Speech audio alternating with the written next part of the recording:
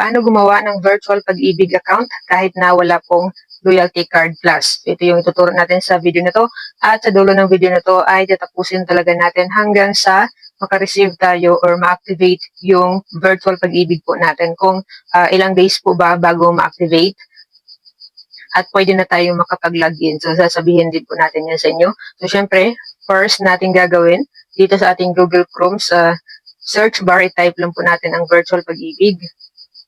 Tapos makikita mo itong Pag-ibig Online Services, Virtual Pag-ibig. So, i-click mo po yan. Ito yung itsura po ng Virtual Pag-ibig. So, una, i-check muna natin itong maliit na box dito. Tapos, i-click natin itong Proceed. So, pagka-click ng Proceed, mas maraming pagpipilian dito. So, syempre, dahil first time natin gagawa ng Virtual Pag-ibig, i-click natin itong Create Account. At i-click ang Continue. So, dito nga po, makikita po natin na mayroong pagpipilian. So, pwedeng gumawa ng virtual pag-ibig account gamit ang Loyalty Card Plus. Pwede din na mag-create and activate kahit na walang Loyalty Card Plus. So, meron din po para sa mga OFWs. So, ito nga po yung i-click natin, ang Create and Activate Your Account Online. At bago magpatuloy, kailangan mo nang ihanda ang mga sumusunod. So una, kailangan mong ihanda ang iyong Pag-ibig MID number. So ito po yung example ng Pag-ibig MID numbers. Iba po yung RTN. Yung RTN, yun yung nakukuha natin bago pa tayo magkaroon ng MID number. So ang hinahanap po para makagawa ng virtual Pag-ibig account ay ang MID number po mismo. So syempre, kailangan mayroon ka ring active mobile number. Yung cellphone number mo, kailangan ay active. Kailangan din, meron kang active na email address dahil doon po sila magsasend ng lahat ng update po tungkol sa iyong virtual pag-ibig account. So, ibig sabihin ng active email address, yung nalalagin mo mismo, yung hindi mo nakalimutan yung password po. So, bago magpatuloy, kailangan din pong ihanda ang valid ID. So, tandaan na po pwedeng isa lang yung valid ID kung passport. Okay? Kung passport lang, pwedeng passport lang. Pero kung hindi passport, kailangan dalawa ang iyong valid IDs na ihanda. So ito yung mga listahan. Paki-screenshot na lang para basahin ninyo mamaya kung nandyan yung valid ID po ninyo. So there are 21 in the list na mga valid IDs na pwedeng gamitin.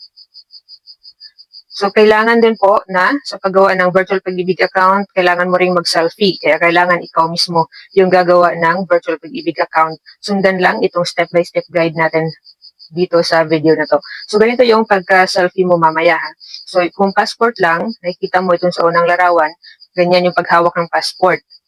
Kung dalawang valid IDs naman ang i-download mo, i-upload mo mamaya, so ganito yung pagkahawak ng dalawang valid IDs. So you are now ready to create your virtual Pag-ibig account. So i-click natin itong proceed. Tapos kailangan natin i-fill up ang ating MID number ulit, ang ating surname, ibig sabihin ang apelyido, tapos yung first name or yung unang pangalan, tapos yung middle name. So middle name kailangan buo. So hindi lang siya middle initial, dapat middle name mismo. So kung wala kang middle name sa yung birth certificate, i-click itong maliit na box sa ibaba. Tapos date of birth, so, click lang itong maliit na arrow sa gilid ng date of birth. Makikita mo na yung mga options dyan. Tapos, sa pagbago naman sa pagpili ng year, kung anong taon ka ipinanganak, i-click mo itong, halimbawa, 1990. So, i-click mo yan, yung year, para lalabas itong mga pagpipilian.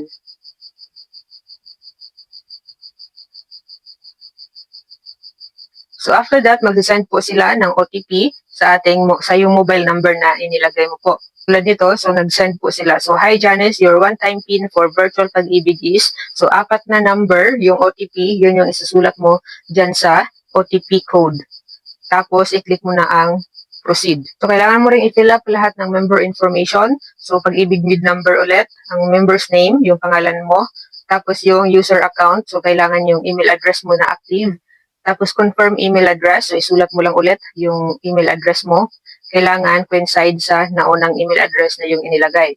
So, dito naman sa security question for password retrieval, so pipili ka ng bali 4, 1, 2, 3, bali 3 na security question, yung pipiliin mo, yung mabilis mong matandaan yung sagot. So, gagamitin yan later on kung halimbawa ay makalimutan mo ang iyong password.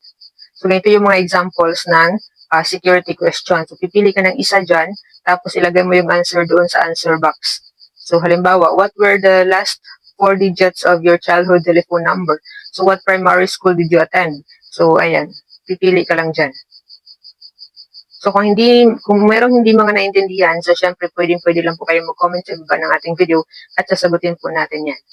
So, pagkatapos na ng member information, kasunod na ang verification. So, place of birth. So, i-check lang yung maliit na box dyan kung ikaw ay pinanganak sa labas ng Philippines. Pero kung dito lang, so, pipili ka na dyan ng lugar. So, i-click lang yung maliit na arrow ulit dito sa itong arrow down sa gilid. I-click yan para lalabas yung mga pagpipilian. So, halimbawa, kung Region 7 kayo pinanganak, so, pagka-click mo dito sa city or town, so automatic, yung mga Region 7 lang din yung lalabas dyan para mas mabilis ka na makapili. So, after that, upload photo of valid ID na yung kasunod.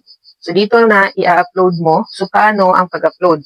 So, una, picturean mo muna ang iyong valid ID. Kailangan, or ang iyong passport, kailangan ay klaro at nababasa lahat ng detalye sa iyong valid ID.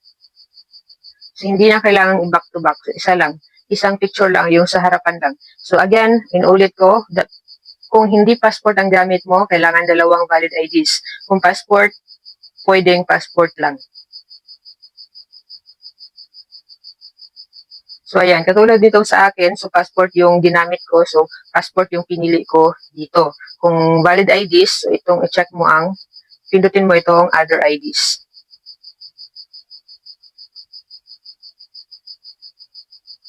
Tapos, i-click mo na itong select file. So, pagka-click mo ng select file, lalabas yan dyan kung saan naka-stored yung picture mo. So, pipili ko halimbawa kung nasa camera or nasa photos and videos. So, yan yung i-click mo. Tapos, makikita mo na doon yung valid ID mo. Tapos, pindutin mo lang yung picture. So, kailangan makikita mo dito itong number ng iyong picture. Yan. So, kailangan nandyan na yan. So, kailangan nandyan na yan. Ibig sabihin na upload na siya. So, kung okay na lahat, na-upload na ang 2 pictures, ang 2 valid IDs or ang passport, i-click na itong maliit na box dito sa pinakadulo at i-click ang submit. So, you have successfully created your virtual Pag-ibig account. So, magno-notify sila sa iyo sa pamamagitan ng text message. Kaya, napaka-importante na activate ang iyong cellphone number, active, at ang iyong email address. So ngayon, kadalasang tanong ng karamihan, gaano ba katagal or ilang days ba bago ma-approve yung virtual Pag-ibig account natin na makakapag-login na tayo? So good news guys, dahil napakabilis lang po. So sana ganito din sa lahat. Kasi yung sa akin, based on my experience, ay isang araw lang po na-activate na kaagad yung aking virtual Pag-ibig account. So, April 21 ako gumawa nung virtual Pag-ibig account ko. Tapos pagka April 22, 2026, activated na kaagad siya. Ibig sabihin, makakapag-login na po kaagad tayo. So ngayon, paano ko nalaman? So, nag-send po sila ng text message. So, ayan, ito yung text message nila. Tapos, nag-send din sila ng email sa email address ko. So, ito yung text message nila. Hi, Janice, congratulations. Your virtual Pag-ibig account has been activated.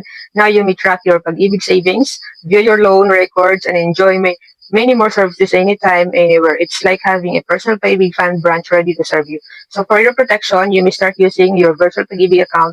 So, yung text nila ay nag-i-inform lang sa'yo. Pero, sa email address mo, doon sila mag-i-email ng link na siyang i-click mo para sa pag-login. So, ganito yung pinakadulo ng email na na-receive ko. So, simply click here to start using your virtual Pag-ibig account. So, i-click mo yan yung naka-blue na sulat na here. I-click mo yan dyan sa yung email. Tapos, lalabas na yung para sa pag-login. Ito yung password. Kikita ninyo. So, please do not disclose your password with anyone. So, ito yung password. So, nandyan yan nakasulat. Yan yung temporary password na gagamitin mo para sa yung first time na pag-login. Kung saan, dito ka nag-click sa here. So, after that, lalabas na yung ito na yon. So, first time login. So, yung email address mo na nilagay mo doon sa iyong virtual pag-ibig, yun yung gamitin mo. Tapos yung temporary password dito, yan yung isulat mo yung nasa email mo na password. Tapos, ilagay mo ang iyong new password. Tapos, i-confirm mo ang iyong new password or isulat mo ulit. So, yung new password, yan na yung sarili mo na ipapalit mo sa temporary password. So, kung confirm na yan, so kailangan huwag mo kalimutan yung new password mo ha, para makapag-login ka. So, click mo na yung submit sa dulo, tapos pwede ka nang mag-login gamit ang iyong bagong password. So, ayan. So, good luck po sa lahat ng gagawa ng virtual pag-ibig account. Sana po ay nasundan po ninyo itong ating step-by-step guide. And kung nakatulong sa inyo ang video na ito, huwag kalimutan i-click ang subscribe button para lagi updated sa ating mga panibagong videos na siguradong kakailanganin nyo rin po in the future. Thank you for watching.